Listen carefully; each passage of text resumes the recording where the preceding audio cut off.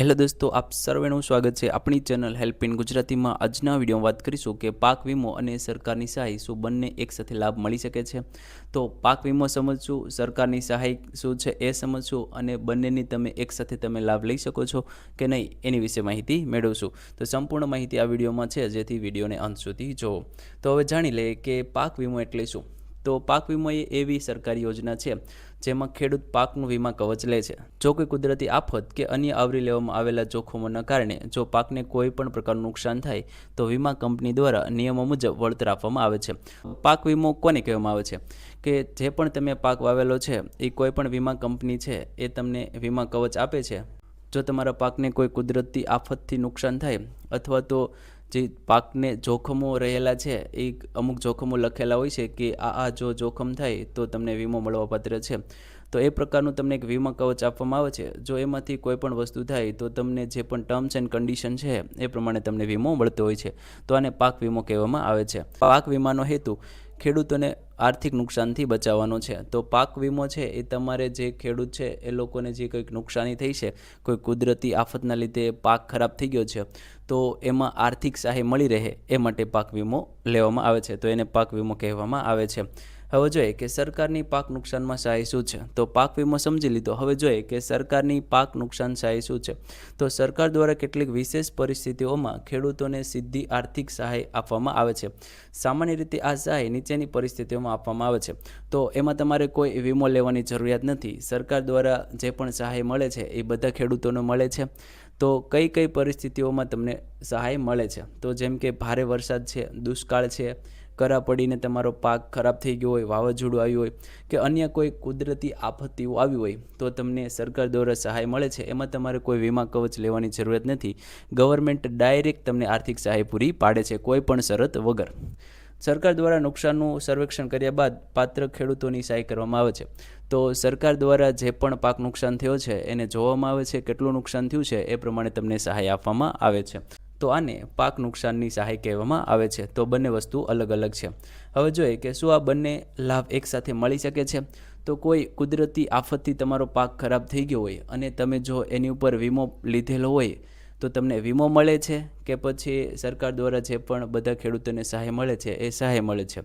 તો તમને બંને મળી શકે છે। કેટલીક પરિસ્થિતિમાં પાક વીમો અને સરકારની સહાય બંને મળી શકે છે, પરંતુ તે અમુક બાબતો પર આધાર રાખે છે, જેવી કે તમને બંને મળે છે પરંતુ અમુક બાબતો છે એની ઉપર આધાર રાખે છે, જેમ કે રાજ્ય સરકારના નિયમો। તો રાજ્ય સરકારના જો નિયમોમાં આવતું હોય કે બંને સહાય એકસાથે મળી શકે છે તો તમને મળશે।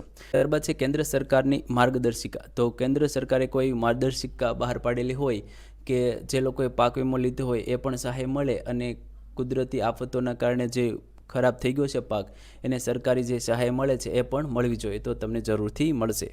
ત્યારબાદ સહાય યોજનાના કયા પ્રકારની છે। તો જે પણ સહાય છે એ યોજનાના કયા પ્રકારમાંથી આવે છે એ પ્રમાણે તમને મળે છે।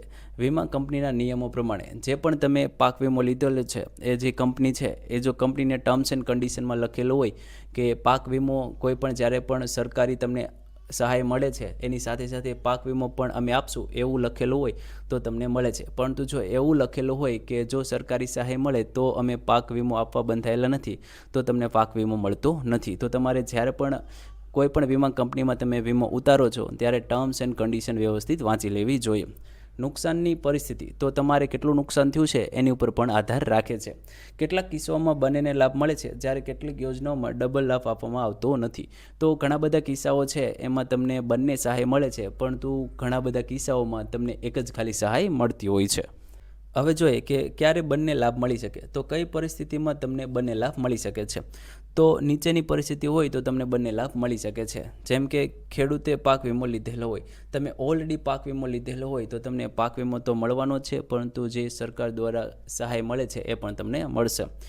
ત્યારબાદ છે સરકાર દ્વારા અલગથી પાક નુકસાન સહાય જાહેર કરવામાં આવી હોય, તો તમે પાક વીમો લીધેલો હોય તો તમને એ તો મળશે જ, પરંતુ ગવર્મેન્ટ અલગથી જો એવી કોઈ યોજના બહાર પાડે કે બધા ખેડૂતોને સહાય પૂરી પાડવાની છે તો તમને બંને યોજનાનો લાભ મળશે।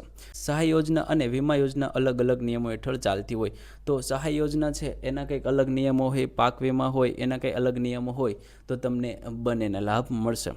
ખેડૂત બંને યોજનાને પાત્રતા ધરાવતો હોવો જોઈએ. તો જે પણ યોજનાઓ છે, જે પણ પાક વીમો તમને મળે છે, એ બંનેની તમારે પાત્રતા હોવી જોઈએ. જે બંનેની ટર્મ્સ એન્ડ કન્ડિશન છે એ બંનેમાં તમે બંધ બેસતા હોય તો તમને બંને સહાય મળે છે. હવે જોઈએ ક્યારે લાભ નહીં મળે, તો ઘણી બધી એવી પરિસ્થિતિ છે જ્યાં તમને બંને યોજનાનો લાભ મળશે નહીં.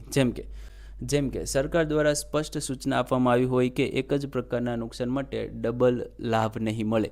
તો સરકાર દ્વારા એવી માર્ગદર્શિકા બહાર પાડવામાં આવેલી હોય કે જો તમે પાક વીમો લીધેલો હોય તો તમને સરકારી સહાય નહીં મળે, તો તમને કોઈ પણ એક જ સહાય મળશે. ત્યારબાદ યોજનાના નિયમોમાં પ્રતિબંધ હોય, તો યોજનાના જે પણ નિયમો હોય એમાં ઓલરેડી લખેલું હોય કે જે લોકોએ પાક વીમો લીધેલો છે એમને સરકારી સહાય મળશે નહીં, તો તમને કોઈ પણ એક યોજનાનો લાભ મળશે. જ્યારે ખેડૂત જરૂરી ડોક્યુમેન્ટ રજૂ ન કરી શકે, તો જ્યારે પણ તમે આ યોજનાનો લાભ લ્યો છો ત્યારે તમારે ખેતીને લગતા ડોક્યુમેન્ટ આપવાના હોય છે.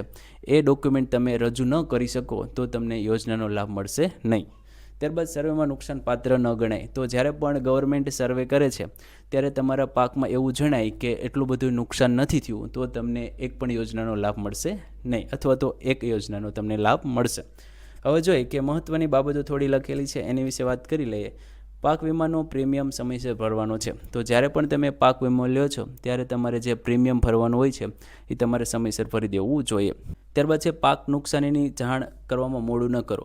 તો જ્યારે પણ પાક નુકસાની થાય ત્યારે તમારે જેમ બને એમ જલ્દી તમારે જાણ કરવાનું હોય છે કે આટલું પાકમાં નુકસાન થયું છે. એમાં જો તમે મોડું કરો, સરકારની જે પણ માર્ગદર્શિકા પ્રમાણે સમય નક્કી કરેલો હોય એ સમય પછી તમે જાણ કરો તો તમને યોજનાનો લાભ મળશે નહીં.